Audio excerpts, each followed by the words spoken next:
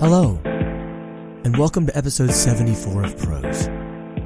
This week, both stories have a shared theme of memory. So let's all ponder what it means to remember and what it costs to forget, shall we?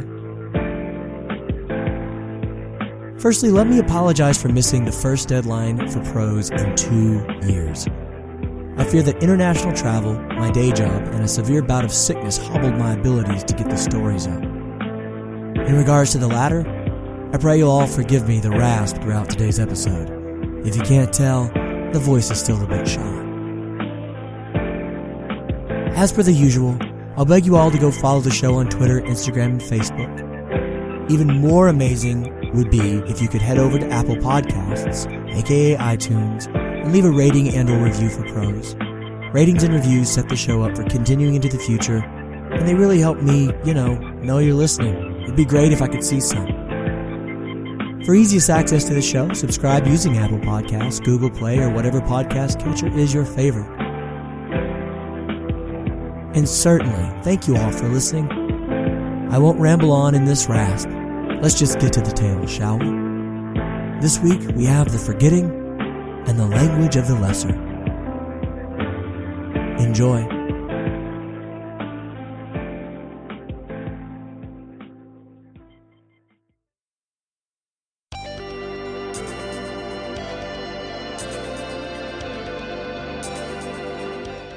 The Forgetting, an original short story by Jared I. McGee.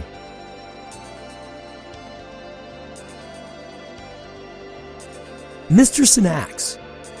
Please, call me Jessam. Okay, Jessam. You do need to keep in mind that the basic package does not guarantee a complete wipe. Certainly the process is called the forgetting, but the problem comes when you don't opt in for the additional process of the forbidding. We can mute and scrub and delete all day, but synaptic pathways do some strange things when, well, to be quite frank, when they're damaged. Albeit here we're doing it knowingly and with purpose. Still, the forbidding actually tracks the roots of those memories and kills them at their source and along those synaptic pathways to boot. The neural scouring that the forgetting offers is nothing short of miraculous, but a stray memory or two might escape the process.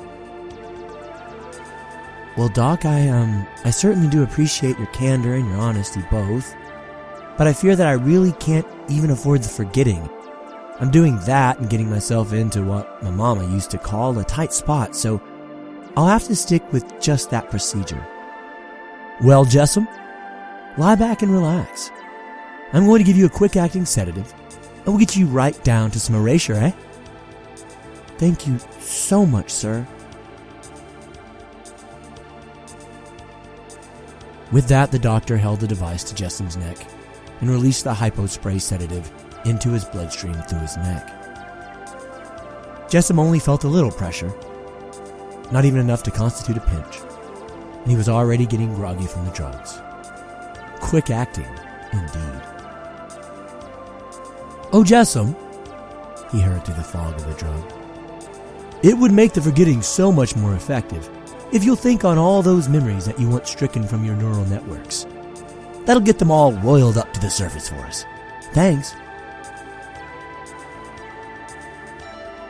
The doctor bustled out of the room, assumingly to get nurses, fancy equipment, and whatever else it is that doctors do to prepare and change patients' lives for forever. Jessam couldn't help but think on how expensive all this was. He honestly might be indebted to his med creditors for the remainder of his life, but then again, that was nothing new for someone of his station in life. Why not get some actual use out of the med establishment while accruing that debt? After all, he'd already been spending far too many credits on all that from-home borrow-my-bliss counseling, where he was leeching others' happy emotions into his own head to try to counterbalance all of this. He began to think on Chisindra and all the time they shared together. That was what the doctor had said to do. Reaching back for those once rosy memories was extremely painful for him, though. Hence coming in for the forgetting. His memories of her and their life together were far too fresh and far too sharp for him to reach out and touch, even after 2 years of distance between the good times and the fallout from her leaving. He had, at least, trained himself to avoid reaching out for those remembrances during any given day. By no means did he ever go out of his way to think of her, of places they'd been together, of phrases they'd used, songs they'd liked. Hell, he'd all but done a combo forgetting and forbidding on himself in the conscious waking world. But the conscious waking world was not his problem. Jacindra came to him when he was at his most mentally vulnerable. She came to him in the dark hours of the night when he was sleeping. She came to him near dawn, when determining the difference between fantasy and reality is as thin and vaporous as the remaining slight fog that hovers around the air awaiting dispelling by the sun's strengthening rays.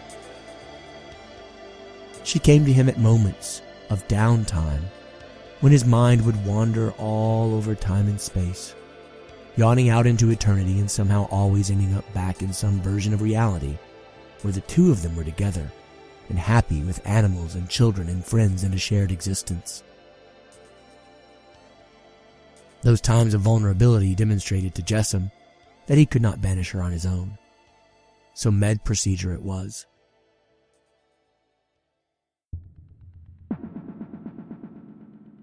The worst part of those subconscious attacks from his own memories was that they always made him feel better, more complete, less alone. They felt right. He would wake up after a particularly poignant fantasy mixed with past moment, absolutely beaming at just how much fun Jacindra and he had just had taking Noah out to the zoo for his 4th birthday. Noah careened and cooed and shouted out of pure joy when he saw the giraffes, the elephants, the cave spiders from Rigel, and all the other creatures. They'd purchased a small child-sized blue cake of a furry cartoon Muppet that Noah was currently into and left it at the zoo's commissary. When it was time to eat the cake, the silly boy promptly put his right hand into the middle of it and shoved a fist-sized dough and icing ball smack in the middle of his own face. Jacindra, the other commissary customers, the staff, and he all cackled and hooted at the happy little boy making memories that would comfort and embrace him for a lifetime. Then a shaft of sunlight would hit Jessam through a crack in the curtains, or some scuffling from the apartment upstairs would catch his attention. Or his alarm clock would go off for the 14th time, reminding him that he really did have to roll out of bed and face the world. Reminding him that the zoo, Noah, Jacindra, the Muppet Cake, that was all just an extrapolation on the life he'd thought he'd had with her. None of that could ever be real.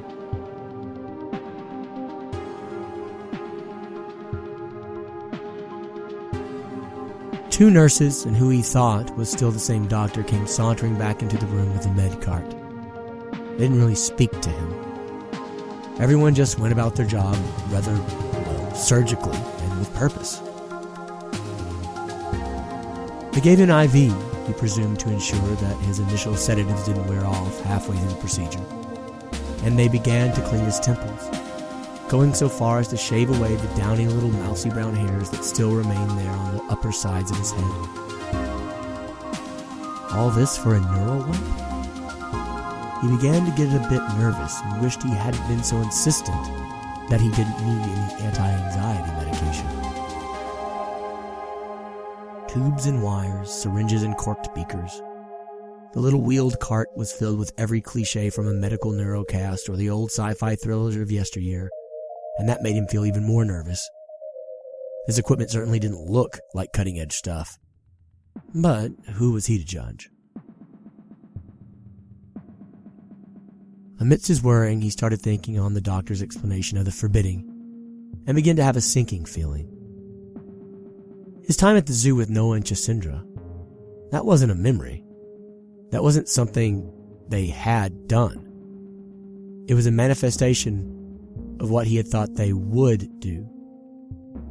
An extrapolation based on who they were and the things they'd done, yes. But it wasn't an actual memory.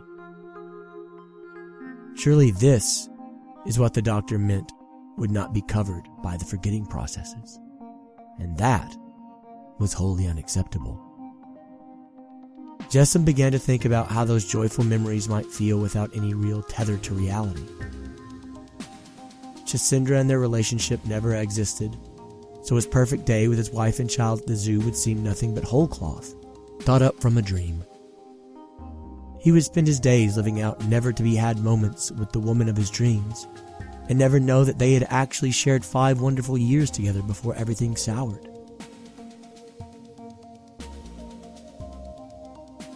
The prospect of deifying Chisindra while never knowing that he'd known her, been with her, been a part of her, well, that sounded like a version of hell to him.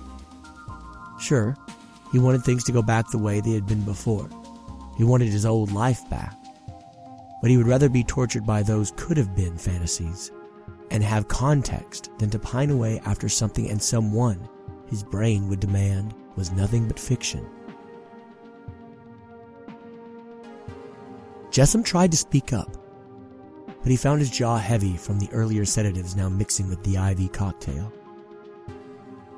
He tried to move, but his body was disconnected from him. He tried to give a knowing stare to the nurses, but they only bustled about him, and he was pretty sure his half-lidded eyes were anything but knowing. He wanted to scream, but he couldn't even manage a gurgle. He felt his eyes flickering with even more weight as the nurse applied a dainty squeeze to the bag, smiling at him. He couldn't fight it. It was too late.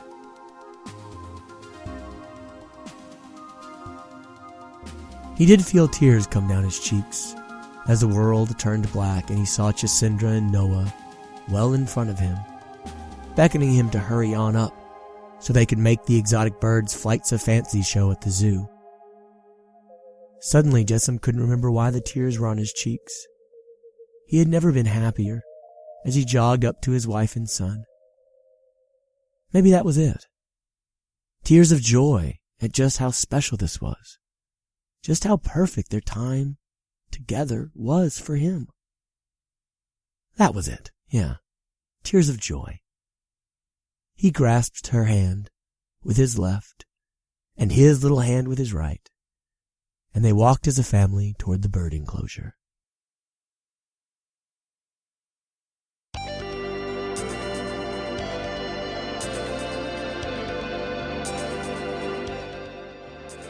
Thank you for listening to The Forgetting. The 2 backing tracks for this story were both taken from Free Music Archive at freemusicarchive.com. Both of these tracks are being used under CC 01.0 Universal Public Domain Dedication licenses. Next up, please do stick around for the second story this week, The Language of the Lesser.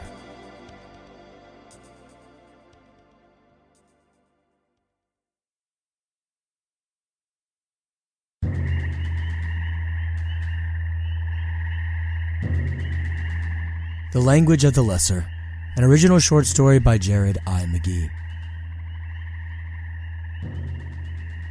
Their shared language was the one source of light in these darkest of times. Long ago, the upper crust's nasal elongations of vowels and crisp T's had gone extinct, an irony that Stepan could not help but appreciate to its fullest. All that was left now was the patois of the underclass, those that were not in the cities, those that still kept up the shibboleth each winter solstice. The chants had long ago lost their meanings to the masses of urbanites out on the coastal regions of Nurisfeld, but their lessers had clung to the folklore and legends that were so infused with their bucolic ways of life, that praised those ways of life in their very own dialect. Certainly, the occasional scholar would come out to the meadows and the bogs and the shadowed woods to collect specimens of their backward ways and linguistic practices. But But that is all it was to those scholars. A morass of nearly unintelligible beliefs, customs, and means of communication to be catalogued, filed away and forgotten to the dustbin of history.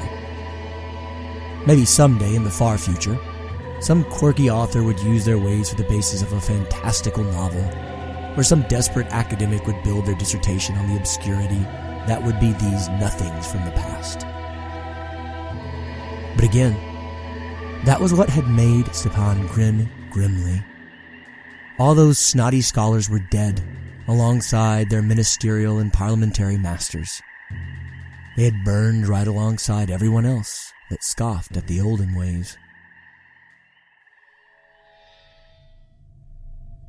The solstice this year had fallen upon a Friday. In the cities, this meant that the citizens would have been getting dressed in their finest, heading out to the clubs and the bars and the holocasts and all the drug, drink, and sex-addled places that made up the weekend religion of the elite. Stepan and his family, along with every other laboring family in every other countryside across all of Nurisfeld, did not have those options, though. Moreover, they knew better than to shy away from their due diligence. Millennia of safety had been born of keeping with tradition, and they would not abandon it, not even in this modern age.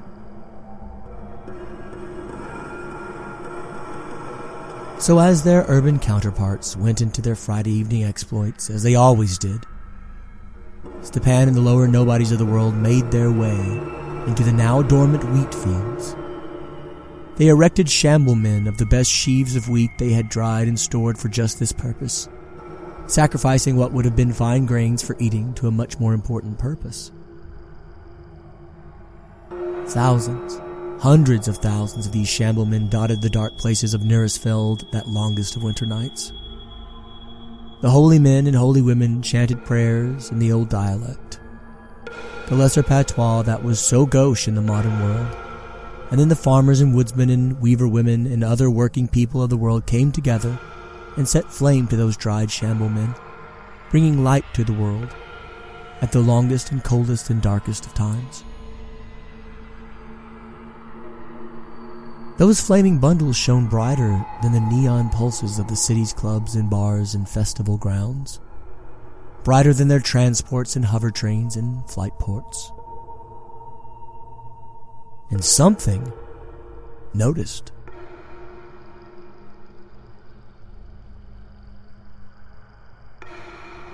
The news that came later of what happened out in the cities was wonderful and terrifying.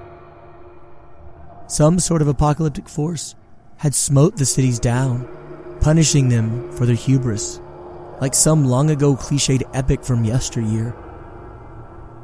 Reports of fire raining down from the heavens on the west coast.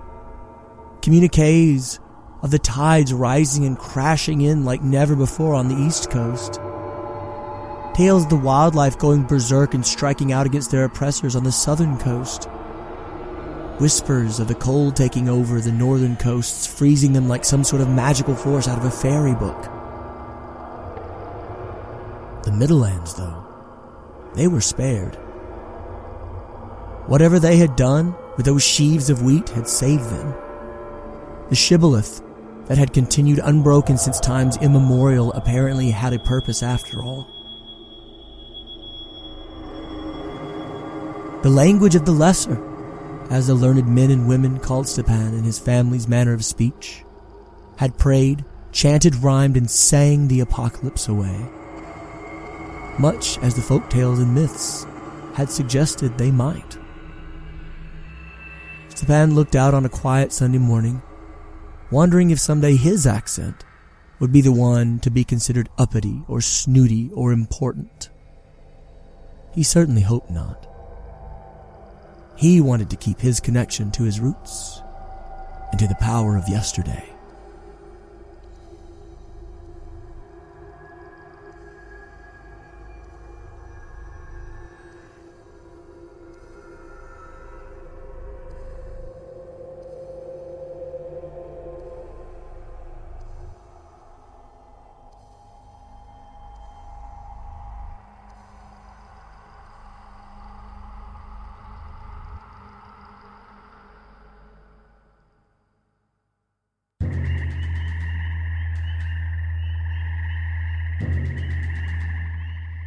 Thank you for listening to The Language of the Lesser.